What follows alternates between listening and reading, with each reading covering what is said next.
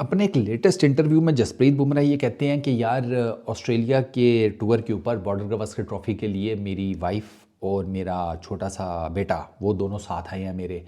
और मेरा बेटा अभी ज़रा थोड़ा छोटा है तो मतलब इतना ग्रोन अप नहीं है, लेकिन जब वो बड़ा होगा ना तो मेरे पास उसे अपने क्रिकेटिंग कैरियर की बहुत ज़्यादा स्टोरीज़ हैं सुनाने के लिए। और डेफिनेटली सेड के winning the T20 world cup और पर्थ के अंदर जो विन, वो डेफिनेटली ये दो स्टोरीज़ जो हैं वो पार्ट हैं।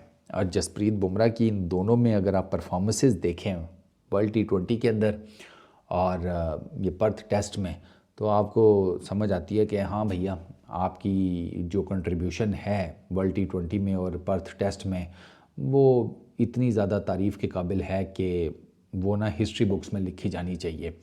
जसप्रीत बुमराह के ऊपर ना मैं मल्टीपल वीडियोस कर चुका हूँ और मैं बार बार एक बात कहता हूँ कि जसप्रीत बुमराह के जो नंबर्स आपको नज़र आते हैं ना, वो बिल्कुल भी जस्टिफाई नहीं करते इस बंदे की जो बॉलिंग की क्वालिटी है ना उसको। और यहाँ वहाँ पर मेरा वो मुकदमा भी ठीक बैठता है कि स्टैट्स एक लेवल तक तो ठीक है, ठीक मतलब एक हेल्पिंग हैंड आपका छोटा मोटा साबित हो सकते हैं, लेकिन स्टैट्स की बेस के ऊपर आप ना किसी प्लेयर को जज नहीं कर सकते। प्लेयर जज होता है सरकार ग्राउंड के अंदर। जसप्रीत बुमराह हमेशा जज हुआ है ग्राउंड के अंदर।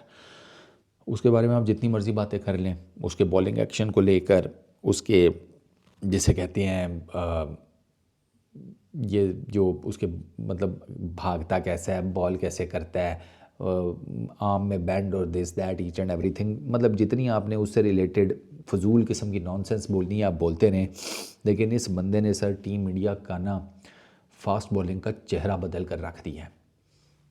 टेस्ट क्रिकेट में भी, ओडीआई क्रिकेट में भी, T20 क्रिकेट में भी, ये तीनों फॉर्मेट का एक कंप्लीट बॉलर है। Complete bowler. आपने वर्ल्ड T20 के अंदर देखा कि कैसे ये न्यू बॉल से भी आता था। उसके बाद जब रोहित शर्मा को क्रिटिकल विकेट की ज़रूरत होती थी, इसको लेकर आता था, ये विकेट डिलीवर करता था। मोहम्मद रिजवान की पाकिस्तान वर्सेस इंडिया मैच में जो विकेट है वो प्राइम एग्जाम्पल है। प्राइम एग्जाम्पल जिसको कहते हैं कि बुमराह क्या कर सकता है। उसके अलावा चलें नए गेंद से, तो आप कहते हैं कि बुमराह इज़ ज़बरदस्त T20 फॉर्मेट में। उसने डेथ ओवर में बड़ी ज़बरदस्त बॉलिंग की है।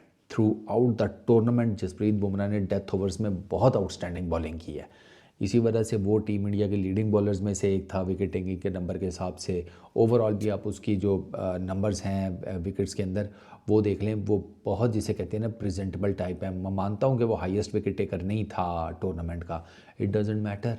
इट डजेंट मैटर उसने पूरे टूर्नामेंट में कितनी विकेट्स ली हैं।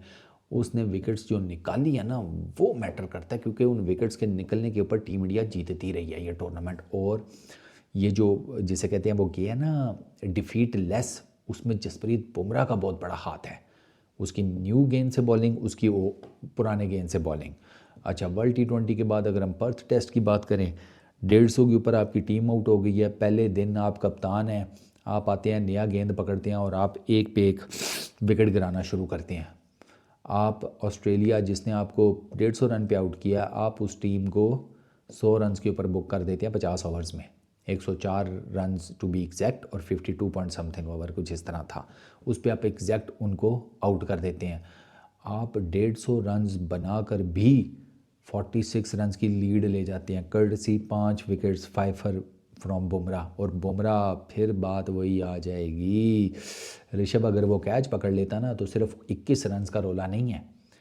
ऋषभ अगर वो कैच पकड़ लेता तो फिर बुमराह की टेस्ट क्रिकेट में बेहतरीन जिसे कहते हैं ना वो बन जाती बॉलिंग परफॉर्मेंस, ठीक है ना, बेस्ट फिगर उसके बन जाते। ये जो जसप्रीत बुमराह साहब है ना सर, इनकी मैं आपको एक बात बताऊं, अब इनका नाम ना किन बॉलर्स के बीच में मैं लेने लगा हूँ, ज़रा बॉलर्स सुनना और इनको जाकर ज़रा बॉलर्स को ना गूगल करना कि ये क्या चीज़ें थी, आपको पता लगेगा। सिडनी बार्न्स, ठीक है, ये ऑस्ट्रेलिया के थे by the way. Alan Davidson, ठीक है, उसके बाद Malcolm Marshall, Joel Garner. Sydney Barnes by the way Australia के थे कि इंग्लैंड के थे, ये मुझे थोड़ा डाउट पड़ा हुआ है यार, ये चेक कर लेना, मुझे अभी एग्जैक्टली याद नहीं आ रहा। लेकिन सिडनी बार्न्स का मैंने पढ़ा हुआ है कि ही वॉज रुथलेस। सर ये है lowest test bowling average, minimum 150 wickets. इसमें टॉप के ऊपर बार्न्स हैं 27 मैचेस 189 विकेट 16.43 की बॉलिंग एवरेज। सेकंड नंबर पर जसप्रीत बुमराह 41 टेस्ट 176 विकेट्स 20.26 की बॉलिंग एवरेज। डेविडसन तीसरे नंबर के ऊपर है 186 विकेट्स 44 मैचेस 20.553 की बॉलिंग एवरेज।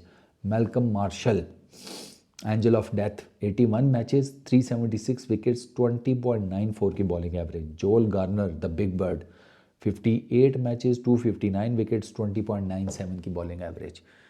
जसप्रीत बुमराह जिन मतलब 4 लेजेंड्स ऑफ द गेम के बीच में खड़ा है, ये इम्पैक्ट है जसप्रीत बुमराह का। आपको इस तरीके से पता लगता है कि जसप्रीत बुमराह कितना, जिसे कहते हैं टॉप क्लास किस्म का बॉलर है क्रॉस 3 फॉर्मेट्स।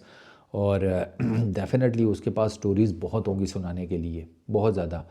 तो होपफुली कि जिस तरह जसप्रीत बुमराह ने इंडिया के लिए नाम कमाया तीनों फॉर्मेट में, उनका बेटा भी कमाए। अब डिपेंड ये करता है बेटा बॉलर बनता है या बैट्समैन बनता है, पता कोई नहीं चलता। और औलाद अपने बाप की लेगेसी को कंटिन्यू कर पाती हैं या नहीं, ये भी श्योर नहीं होता। हमारी तरफ से दुआ तो है, लेकिन हमारे सामने एक अर्जुन तेंदुलकर का केस भी है। इस वीडियो में इतना ही। अपना बहुत ख्याल रखना। नेक्स्ट वीडियो में मुलाकात होगी। Peace out.